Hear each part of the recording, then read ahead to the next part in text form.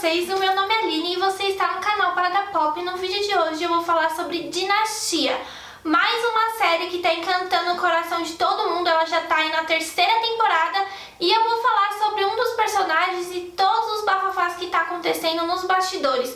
Então, se você gostou dessa série e quer saber mais sobre o que está acontecendo lá por detrás das câmeras, fica comigo até o final desse vídeo.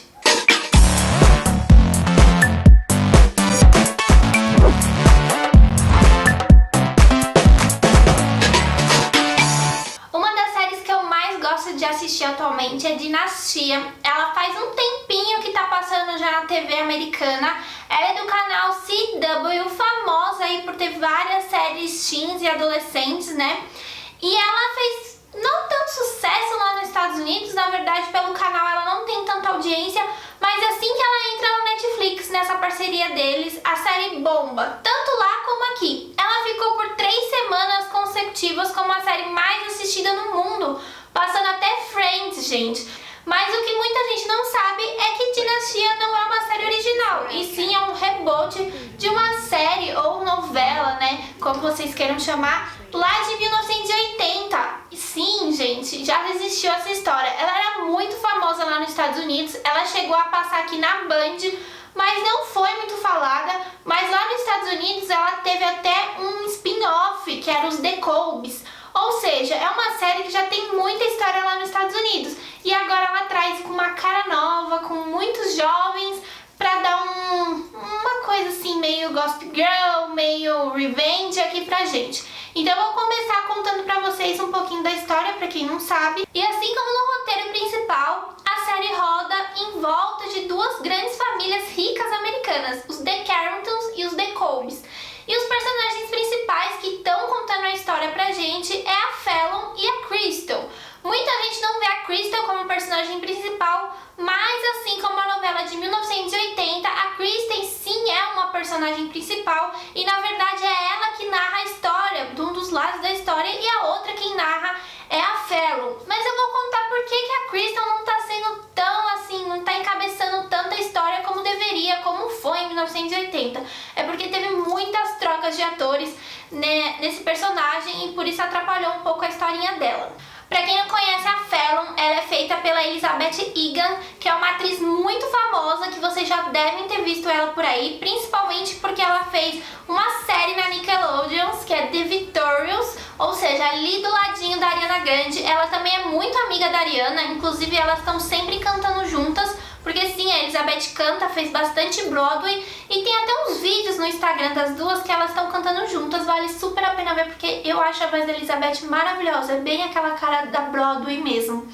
Bom, a Fallon é uma das herdeiras aí da família Carrington, né? E aí ela é uma menina muito rica que ela tem uma forte vontade de se tornar uma businesswoman, né? Ela tem várias empresas ao longo da série. A principal aí que a gente vê é uma editora, né? E a gente queria, principalmente, eu vejo que os fãs também queriam que a série tivesse mais um foco nessa parte com ela, dela se tornar independente financeiramente, mais do que ela é do pai, né? Ela já tem um próprio dinheiro, porém a gente vê ela muito brigando com o pai dela, um querendo tirar ali uma coisinha do outro, e isso acaba atrapalhando muito o rumo dela. Além dos relacionamentos dela, que acabam desviando a atenção dos business que ela tem, né? Então eu queria muito que na próxima temporada, além de ter o casamento dela com o Liam, que são fofíssimos, a gente já sabe que vai ter, mas eu queria muito que tivesse aí um foco no business dela, que ela finalmente conseguisse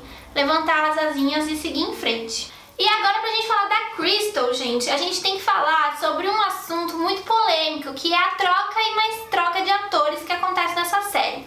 Eu não sei se vocês perceberam, mas quem aí assistiu a primeira, a segunda e terceira temporada percebeu que tem mais de uma Crystal por aí. Na primeira temporada a gente tem a Natalie Kelly, que é a favorita dos fãs e também a minha, que foi a original, a Crystal original, né? Mas que ela foi deixada de canto, né? Ela foi, na verdade, o personagem dela foi morto, né? Num incêndio que teve lá na casa dos Carrington. E aí teve um bafafá muito grande nos bastidores durante a primeira temporada, falando que tiraram ela sem aviso prévio, que quiseram eliminar o personagem dela. Porém, gente, o o que a atriz falou, primeiro ela deu um shade aí, mas depois ela disse que ela também preferiu sair e que foi de comum acordo com os produtores, porque ela achou que ela não estava se dedicando ao papel como deveria, que a personagem da Crystal deveria ser um de grande destaque na série e que ela não estava conseguindo dar voz na Crystal, então ela preferiu deixar a série. A gente não sabe realmente o que aconteceu, né? Mas foi meio estranha essas trocas que teve ao longo da série sim, então pode ser que os produtores estavam tentando mexer em alguma coisa e não estava dando certo. Como a gente sabe, eles colocaram que aquela Crystal, na verdade, era uma Crystal falsa, que ela tinha roubado a identidade da Crystal verdadeira. E aí entra a segunda atriz. E essa nova Crystal Flores, ou seja, a verdadeira Crystal Flores, é feita pela Ana Brenda. Então ela entra para dar um outro gás e ser a verdadeira Crystal Flores. Ela começa a entrar para a família Carrington também. Entra todo um andar aí bonito, a gente acha que tá dando um gás pro personagem e aí a gente tem outra deixa. Na metade da segunda temporada o personagem já é trocado de novo, gente. A atriz disse que ela quis sair porque ela tava com problemas pessoais e decidiu largar a série. Mais uma baixa, né? E aí a gente vem pra atriz que a gente tem hoje, que é a Daniela Alonso, que ela tá agradando os fãs sim, muita gente gosta dela. E eu espero, assim, sinceramente, que ela fique agora, porque a Crystal tem muita coisa pra contar, né? A gente já teve alguns lapsos da história da Crystal, né? Dela ser de uma família rica, na verdade, latina, que vem de mafiosos e tudo mais, mas nada é realmente aprofundado, exatamente por essas trocas da Crystal, né? Então, realmente, eu espero que na quarta temporada a gente tenha mais conhecimento sobre quem é a Crystal, o que ela faz e como que a família dela pode interagir aí com os Carrington.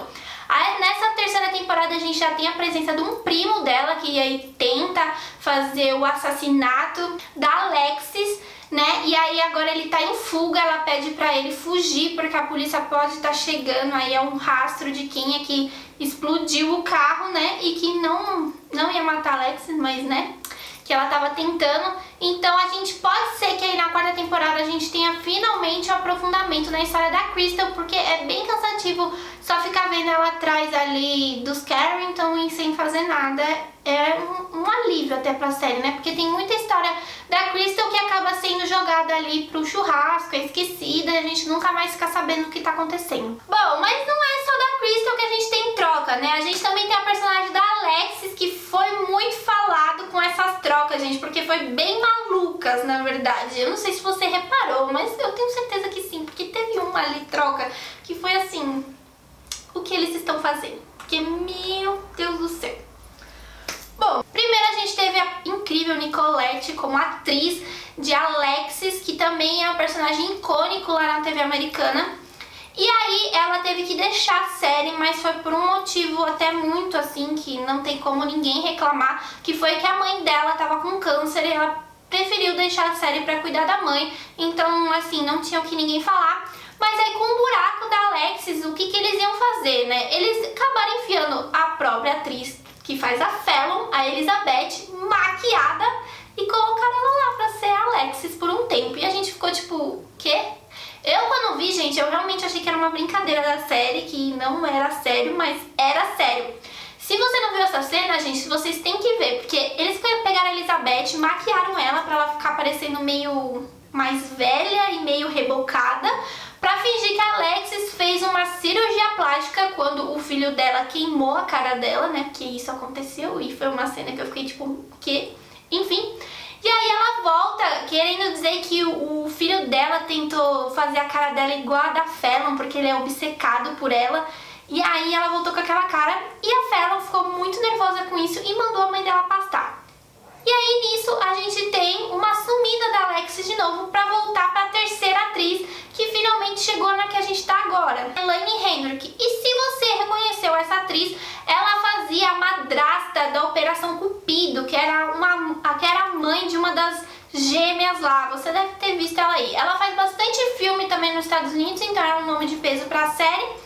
E eu espero que ela também fique, né? Porque a Alexis teve uma história bem maluca, bem mal contada, que eles tiveram que enfiar no meio pra tentar ajudar essa troca de personagem. Mas, pelo amor de Deus, a parte da Elizabeth fazendo o papel de Alexis foi tipo assim...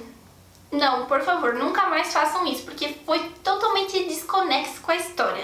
Eu acho que não tem nenhum fã da série que defenda isso, porque realmente ladeira abaixo. Mas agora, gente, vamos falar do assunto desse vídeo, que é a volta do Steven, gente. Se você não sabe, o ator que faz o Steven, o James, foi lá nas redes sociais, quando o Steven tava dando tchauzinho aí pra série, foi lá reclamar, gente, botou a boca no trombone e falou que saiu da série sem ao menos saber de nada, que os produtores simplesmente falaram que era o último episódio que ele ia gravar. Ele ficou bem chateado e expôs tudo isso nas redes sociais. E a gente sabe, gente, que o papel do Steven era muito legal. Além de tudo, ele dava um ar, assim, pra série, porque a gente vê tanta maldade nos episódios, né? A maioria dos personagens fazem artimanhas, tramam coisas, fazem realmente coisas más, assim, né? E o Steven era um personagem que ele tava ali sempre pra ajudar, ele tava ali querendo ajudar as instituições, cuidava das ONGs da empresa da família, e ele era muito legal, gente. Aí tiraram ele, e ele era tipo um personagem que tinha muita história, né? Foi a descoberta de que o Blake não era o pai dele, sim um Anders. E aí tinha toda uma trama envolvendo ele e o Sam, que eles eram casados, ele tinha essa representatividade, o casal era maravilhoso, todo mundo amava esse casal. Colocaram o Sam sozinho, ele acabou virando ali uma pessoa que morava na mansão Carrington, que comia e dormia lá sem fazer nada. Finalmente depois deram um destino pro Sam, graças a Deus. Mas até isso acontecer, o Sam ficou largado lá como personagem, e a história deles sumir da série foi muito mal contada, gente. Não tem como eles deixar desse jeito.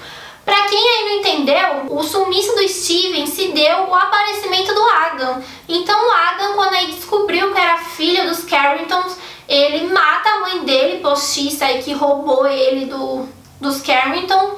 E aí ele mata essa mãe, e aí ele vai atrás do Steven, que é o elo mais fraco aí emocionalmente da família Carrington. E aí ele começa a dar drogas pro Steven, e aí a Fallon e o Sam acham que o Steven tá alucinando, e ele até mesmo se interna numa clínica de reabilitação. E quem é o médico dessa clínica é o Adam. E aí ele acaba até se revelando pro Steven no final, falando que ele estava preso ali naquela clínica de reabilitação por culpa dele. E aí ele é largado lá, gente. Essa história é esquecida no churrasco. Ninguém vai atrás, e eu acho isso um absurdo, porque ninguém vai atrás do menino, tipo, nem a mãe, nem o pai verdadeiro, nem o pai adotivo, nem a irmã, que a Fallon e o Steven eram tão agarrados, ela nem quer mais saber dele, gente. Isso é impossível ter acontecido. Eu achei isso uma falha enorme da série. Eu não entendi porque tiraram ele. Ele era um dos personagens mais queridos da série, assim como a Fallon é. E não tem um motivo, sabe? Porque os fãs estão pedindo pra ele voltar e não tem por que não voltar. Então, realmente, eu acredito, assim, sinceramente, que na quarta temporada ele tem que voltar sim.